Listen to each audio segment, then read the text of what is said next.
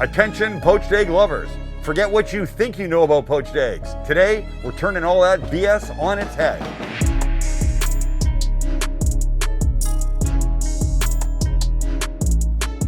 Love a poached egg. Who doesn't love a poached egg? I suppose egg haters, which is sad. Vegans. I feel bad for vegans. A poached egg, one of the greatest things ever. I've said it before, I do believe my last meal would involve some kind of Benedict. Because a poached egg, perfectly done, which by the way I'm going to show you how to do, running down on top of whatever it is. There's all crab or salmon or smoked salmon or slices of steak or yes, the ham. And then on the roll, the bun, the bagel, the toast, the sourdough, whatever. Some sauce on top. Hollandaise, béarnaise, gravy.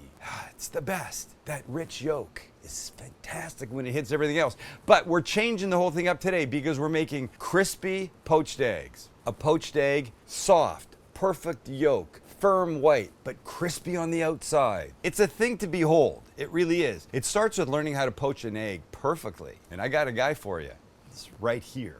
You'll want to stay tuned towards the end of this video because we will be announcing the people that won those 5 Japanese A5 Wagyu steaks. Bitches. And we begin. By the way, look at those fantastic eggs. Max's brother Jordan has 4 chickens, and these are the result on a regular basis. They're freaking beautiful. Okay, this first step some people feel might be unnecessary, and I say to them, no, you're unnecessary. Choose an egg, Max.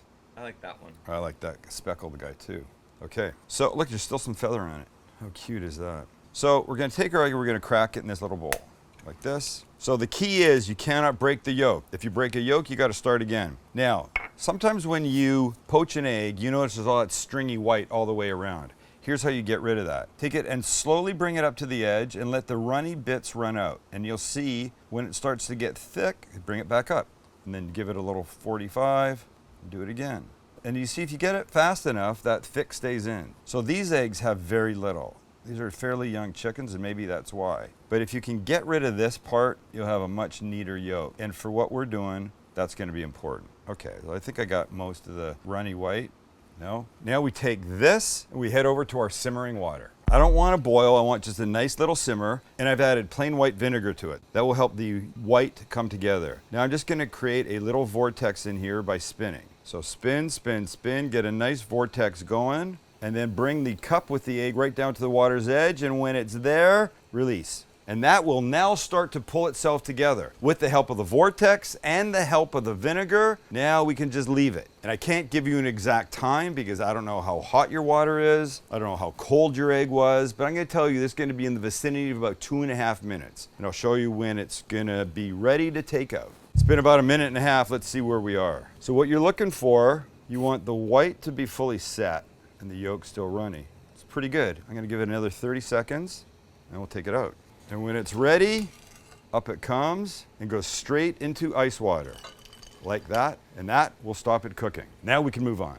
So what's interesting is you now have a perfectly poached egg that you can do in advance. And the reason to do them in advance is to eliminate the stress of having to put out perfect poached eggs at the time you need to serve them. Let's say there's 4 of you. It's Sunday brunch. You're making Benedicts for everybody, generally 2 per person. That's 8 perfect poached eggs that you're gonna try and pull off right before you need to put them on the English muffin with the ham and the stuff. You could do it, but I'm telling you, you do this 2 hours before, an hour before, the day before. And as long as you put them into ice water right away, when they've been perfectly poached, they will stay for a couple of days, no sweat. And then when you need them, you just slip them into simmering water for about a minute, minute and a half. They come back to life. The yolk is runny, they're perfect, they're not overcooked, and all the worry, the stress is gone. But that's just extra information for you. It's not what we're doing today. What we're doing today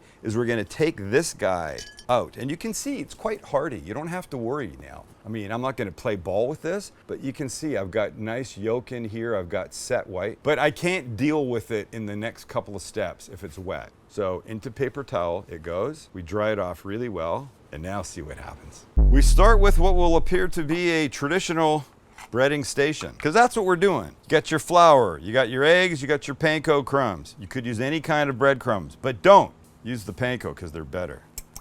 Beat the eggs. And remember, I think if you're not making contact with the bowl like this, you're not beating the eggs, you're just pushing them around, and you're gonna end up with not a homogeneous combination of white and yolk. You're gonna get bits of white strewn through, and I don't want that. Beat the egg, not gently nudge the egg. Beat the shit out of the egg. Yes, don't nudge the egg.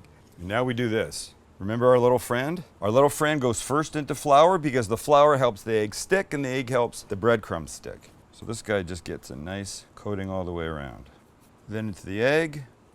This guy gets coated well. Need the whole thing wet with egg.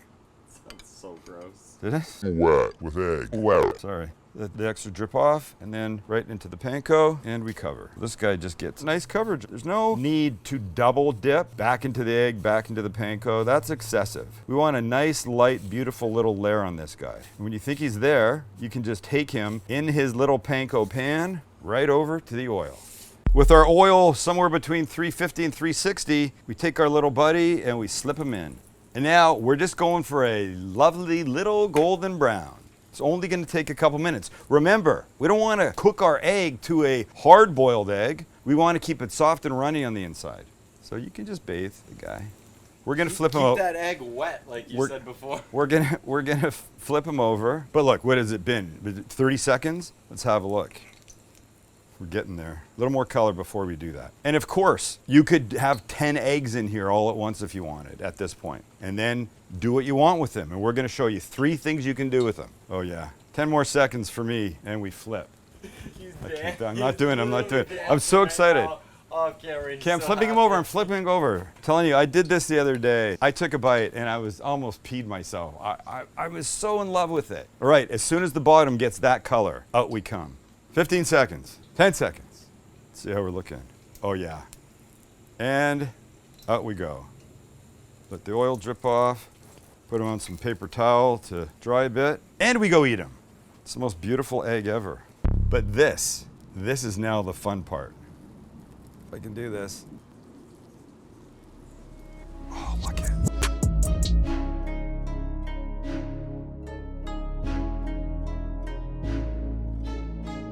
You do this. You put down a piece, you get a little salt and pepper. Holy shit. If you only knew. If only. Come on, let's eat this guy. Watch. Oh, that's called the money shot. That's the crispy poached egg money shot. But better than that is this. Next level poached egg shit. Next damn level. But as we like to say, don't stop here. We got three things. Some people do that. Do you do 3 like this or Germans 3 like that? do that. This. Oh, Chance I do does. that way. Really? Yeah. You with your palm Probably. facing No, like opposite of that. this. Yes. Chance does Weird. this. What do you do? 3. I do 3. 3 or 3 or 3 things that you can do with these right now. Okay, how about this? Beautiful avocado toast, a perfect crispy poached egg, a touch more parsley, a little salt and pepper, and we cut. Oh, hello, beautiful. Next up, black squid ink pasta, a little Parmesan cheese. Of course, our beautiful crispy poached egg, little drizzle of good olive oil, tiny bit more parm, little fresh ground pepper, and you know what's coming next. We cut. Sacre bleu. And finally, and I think my favorite, some beautiful, creamy polenta with some asparagus. Go right there, buddy. Some mushrooms. Our incredible egg. Oh my gosh. A wee bit of salt and pepper. And I'd hate myself if I didn't also add a little fresh, great Parmesan to this. And we cut. It's gorgeous. It's gorgeous. I'm in love. I think if we've done anything today, we've proven that we have got your back. Don't we, boys? Yeah. We're here for you. We're teaching you things that you need to know to make your food life better. And if you agree with that thinking, then give us a subscribe and a like. Hit the notification bell. And get ready for September through December. Every video day, we're giving away a 7-inch Sam the Cooking Guy Nakiri knife. Oh, man. I don't know if we should do that. That's a little crazy. Oh, no, buddy. We're doing it. Time to give away the Japanese A5 Wagyu. I've got 5 winners here, and I've got the 5 different steaks in here. The first one reads, if you receive a comment saying you won, it is a scam. Not Sam's fault, but an internet scam meant to look like it was from Sam. You can see under many replies. And this goes to Ian Chase. Congratulations. I'm gonna say this again.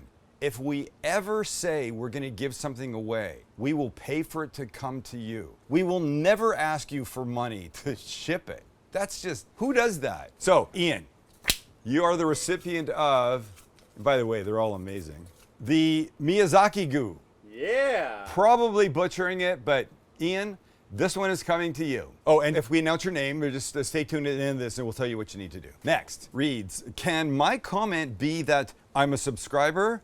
Well, guess what, Ellie Zucker? It absolutely can.